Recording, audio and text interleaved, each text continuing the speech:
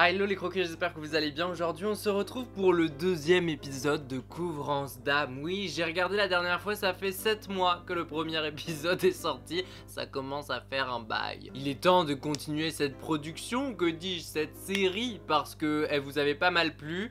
Je sais pas pourquoi, parce qu'en fait c'est littéralement un nom très spécial que j'ai donné juste à une simple vidéo make-up. Enfin je veux dire, il y a rien qui change de d'habitude. Je crois que la dernière fois j'avais comparé ça au fait que les marques en supermarché par exemple elles sortent des nouveaux packaging mais que c'est la même recette. C'est tout simplement la même chose. Donc sans plus tarder, écoutez, commençons. Couvrance d'âme. Bon, on va passer vite fait l'étape du teint parce que c'est pas ce qui nous intéresse. Mais je vais quand même vous faire une vidéo d'ici la rentrée parce que je vois que ça en intéresse malgré tout certains. Du coup, je commence par mettre ma base. Oh merde. Je corrige mes petites imperfections parce qu'on n'en veut pas. Du lipstick orange parce que j'avais la flemme de raser le peu de moustache que j'avais. Vraiment trop sexy. Ma couche de fond de teint. Le concealer. Beaucoup de contouring. Le blush. Et on fait les sourcils. Bon, c'est bon. On a terminé tout ça, on peut commencer les choses sérieuses. J'étais aux toilettes quand tout d'un coup j'ai eu une idée. Oui, parce qu'il faut savoir que j'ai toutes mes idées aux toilettes. Je ne sais pas pourquoi. Il y en a beaucoup qui les ont dans la douche, moi c'est sur le trône. On va faire un cut crease, oui je sais, qui est étonné. Mais un cut crease bien original. On va faire des ronds à l'intérieur ici. Et je pense qu'on va en faire ici aussi à l'extérieur. Ça va donner quelque chose de très... particulier. Je compte bien tester la nouvelle palette Pat McGrath que j'ai reçue cette semaine, qui est genre trop ouf en fait. Enfin, elle est dingue. Les fards sont... En fait, c'est même pas duochrome, c'est triochrome, voire quadriochrome. Je les regarde en différents angles et ils ont des couleurs différentes. J'en ai testé deux, le jaune c'est pas de cette palette. Regardez-moi ça, enfin...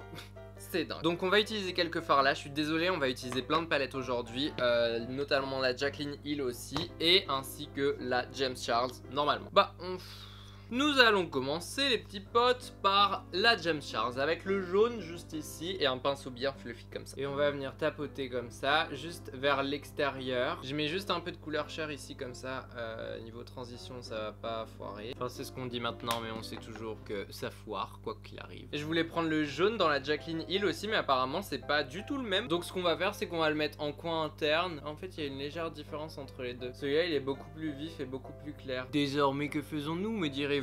On reprend la Jaclyn Hill avec le orange par ici. Très flashy, on va le mettre en creux de paupière. Vraiment très localisé avec un mini pinceau puisque du coup on va dégrader avec le jaune après. Et bien sûr, on n'oublie pas de le faire redescendre sur la paupière inférieure. On va blender les deux en replongeant dans la James Charles avec celui-là. Ah, il faut être polyvalent, il faut savoir switcher entre les palettes. Hein. Et je vais venir pile poil entre les deux et faire des mouvements circulaires comme ça. Waouh. Le maquillage c'est vraiment magique. Purée, pour une fois que ça se blende correctement et qu'il n'y a pas de surprise. Attendez, il va y avoir un problème quelque part, c'est pas possible, ça se passe trop bien là. Il y a une caméra cachée en fait.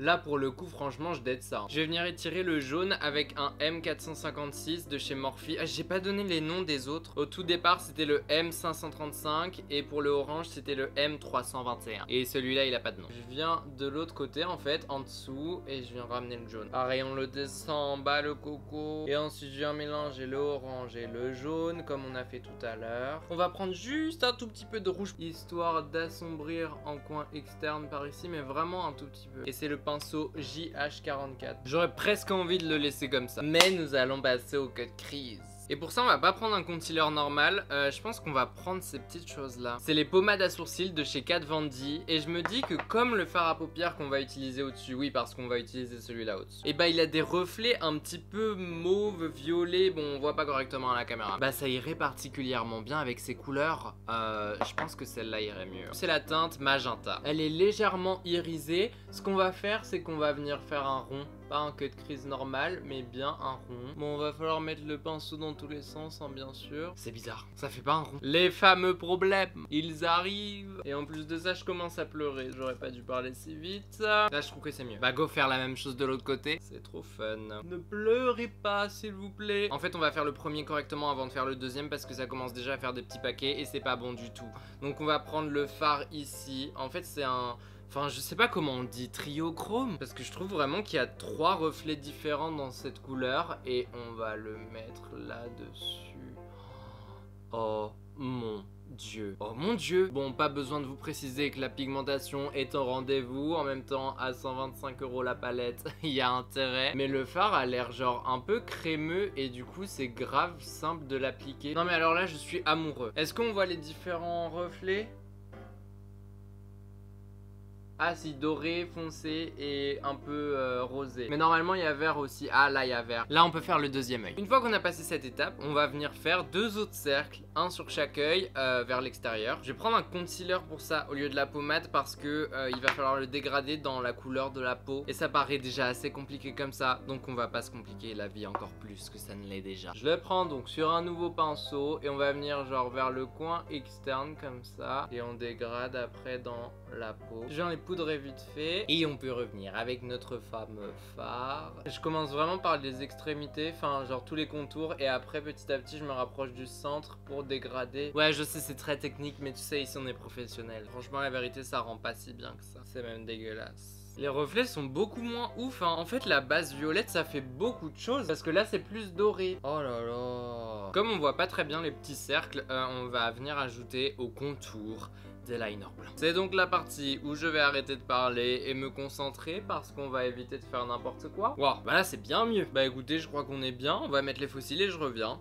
Quelqu'un a parlé d'highlighter? Je crois oui. Je reprends ma palette. Je vais prendre ce fard ici qui a, comme vous pouvez le voir, des paillettes incroyables. J'ai jamais vu un fard pareil, franchement il est magnifique. Et on va le mettre en coin interne. Mais c'est carrément dingue. Et puis bah écoutez, on va l'utiliser en highlighter normal hein, tant qu'à faire. Franchement la vérité, celui-là je le mettrai sur tout le corps, mais vu son prix on va éviter. On va passer aux lèvres. Et pour les lèvres j'ai un truc différent d'habitude. En fait c'est des crayons à lèvres entre guillemets. Enfin c'est des rouges à lèvres en forme de crayon. C'est les lingeries push-up de chez NYX. Ça fait longtemps que je les ai mais je les avais jamais testés. Et là je l'ai fait la dernière fois et c'est vraiment génial. En fait ça sert de crayon à lèvres et de rouge à lèvres en même temps et t'as pas besoin de le tailler et ça...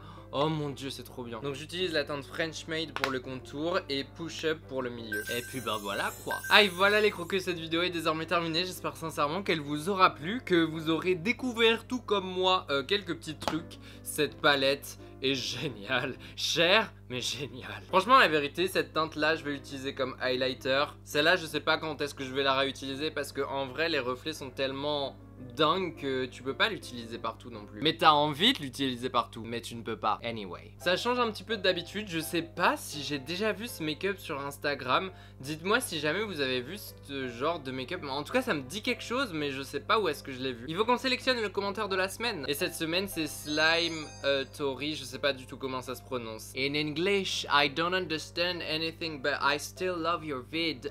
Thank you so much. Merci beaucoup, je te fais plein de gros bisous. Et si toi aussi tu veux passer dans la vidéo de la semaine prochaine, pourquoi pas, n'hésite pas à commenter juste en dessous. Suis-moi sur les réseaux sociaux, Instagram et TikTok, c'est CroqueJuju tout attaché. Abonne-toi si c'est pas encore fait sur cette chaîne, clique sur la petite cloche. Sur ce, on se retrouve la semaine prochaine, samedi prochain, 18 h normalement. Et en attendant, je vous fais plein de gros bisous.